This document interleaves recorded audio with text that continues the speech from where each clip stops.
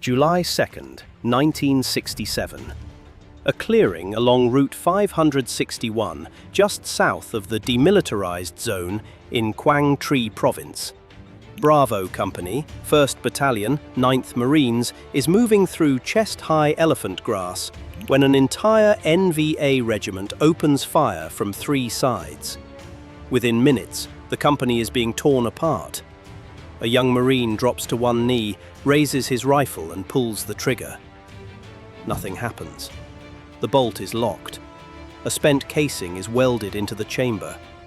He fumbles for the cleaning rod taped to his stock, jams it down the barrel, and tries to punch the casing out. NVA soldiers are 15 meters away and closing. He never finishes the job.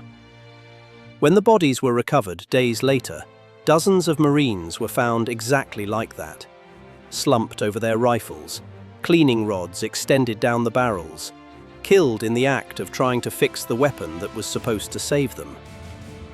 The M16 was supposed to be the most advanced infantry rifle in the world, lightweight, lethal, revolutionary, the future of American firepower. Instead, in the jungles of Vietnam, it earned a nickname whispered in fear up and down the chain of command, the Mattel Toy. And worse, the Widowmaker. So how did America's miracle rifle become the weapon its own soldiers were terrified to carry into combat? The story begins not in Vietnam, but in a small California workshop in 1956. A self-taught engineer named Eugene Stoner, working for a company called ArmaLite, was sketching something that would have looked like science fiction to any soldier of the previous generation. No wood, no heavy steel, a rifle built from aluminium forgings and plastic furniture weighing less than 7 pounds loaded. By 1959, the design had a name, the AR-15. Stoner had thrown out almost every assumption about what an infantry rifle was supposed to be. Instead of a heavy .30 caliber round, his rifle fired a tiny 5.56mm cartridge at over 3,200 feet per second. The bullet was so fast it tumbled on impact, tearing wounds far worse than its size suggested. A 20-round magazine, minimal recoil, controllable on full automatic. The rifle it was meant to replace, the M14, was a wood-stocked 9-pound monster that kicked like a mule and burned through ammunition no soldier could carry enough of. Air Force General Curtis LeMay tested the AR-15 at a barbecue in 1960, shooting watermelons apart, and immediately ordered 80,000 of them. By 1962, Special Forces advisors in Vietnam were carrying it into the jungle. It was the future of infantry warfare, and it was about to fail catastrophically in the worst possible place.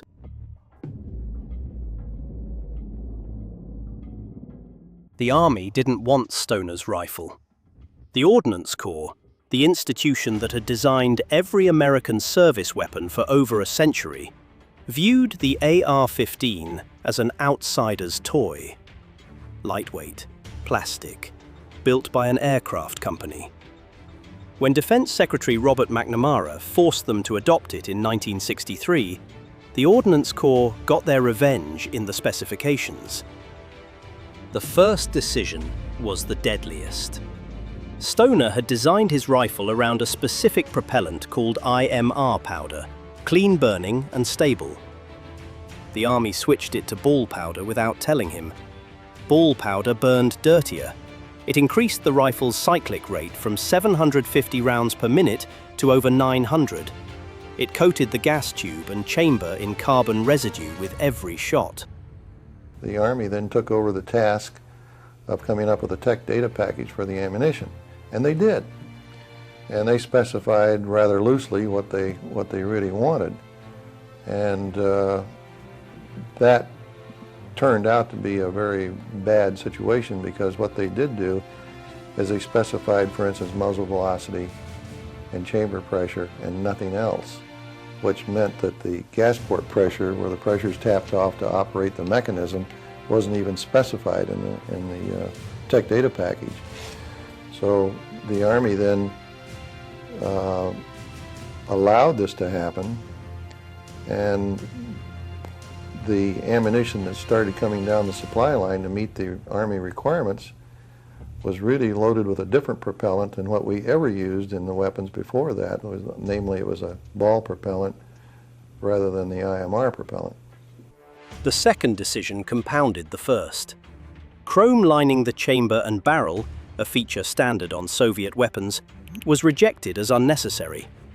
Too expensive. The third decision sealed the fate of thousands of American soldiers. Cleaning kits were not issued with the rifles. Troops were told the M16 was self-cleaning.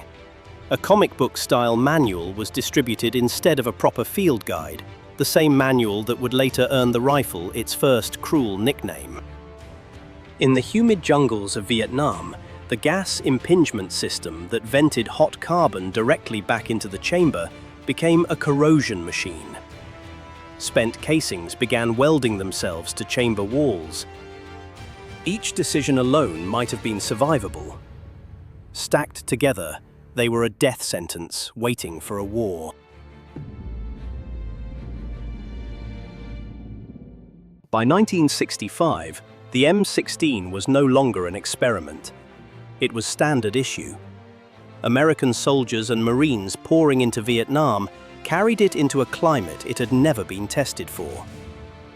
Triple canopy jungle, 90% humidity, red dust that turned to paste in the rain.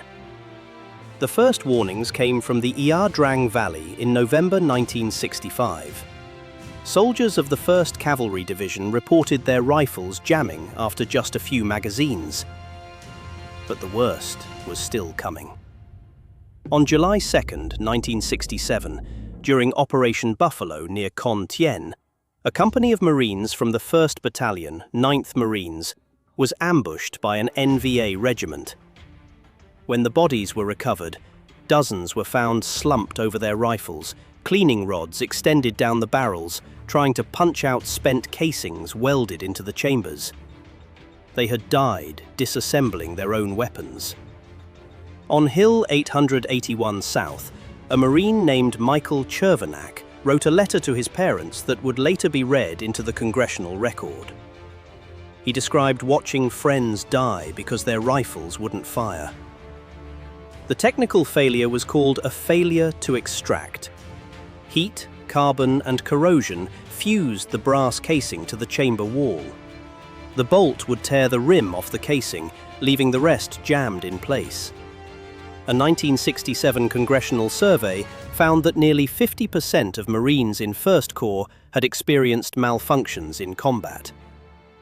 The most expensive rifle ever issued to American troops was getting them killed.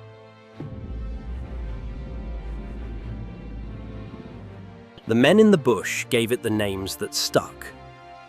The first came from the comic book manual, the plastic furniture, the futuristic look that made the rifle seem more like a child's toy than a weapon of war. They called it the Mattel Toy. It was meant as a joke. It stopped being funny the first time a Marine watched his rifle jam in a firefight. The second name was darker, the Widowmaker. That was what the grunts called it when officers weren't listening. A rifle that killed the man holding it more reliably than the man it was pointed at. The third name was simpler, more neutral, and it would outlast the war itself. The Black Rifle. Across the lines, the North Vietnamese had their own verdict. Captured M16s were often stripped for parts and discarded. NVA soldiers preferred their AK-47s, and they had earned that preference in blood. Back in Washington, the scandal was no longer containable. In May 1967, Congressman Richard Ichord opened a subcommittee investigation that would tear the Army's evasions apart. Marines testified about cleaning their rifles 4 times a day and still watching them fail. Officers testified about burying their men with cleaning rods in their hands. The Army's claim that the M16 was self-cleaning collapsed under sworn testimony. The fixes came fast: chrome-lined chambers and barrels, a redesigned buffer to slow the cyclic rate, proper cleaning kits issued to every soldier, a new field manual. By 1968, the M16A1 was a fundamentally different weapon, but the reputation was already burned in. The name had stuck. The redemption came slowly. Through the 1970s, with chrome-lined chambers, proper cleaning protocols, and a generation of armorers who finally understood what the rifle needed, the M16 began to earn a different reputation. By the 1980s, it was considered one of the most accurate and reliable service rifles in the world. The M16A1 gave way to the M16A2 in 1983, with a heavier barrel and 3-round burst. Then came the M4 carbine, shorter, lighter, adopted across the entire US military. More than 60 years after Eugene Stoner sketched his first design, his rifle is still in service. American soldiers carried it into Grenada, Panama, the Gulf War, Somalia, the Balkans, Afghanistan, and Iraq. Allied nations adopted it. Variants of it are produced in dozens of countries. The Mattel Toy had become the standard of the free world. But the men who carried it in 1966 and 1967 never forgot. For them, the M16 was always the rifle that jammed in the Ir Drang, the rifle that killed Marines on Hill 881, the rifle their friends were holding when the bolt locked up and the NVA closed the last 10 meters.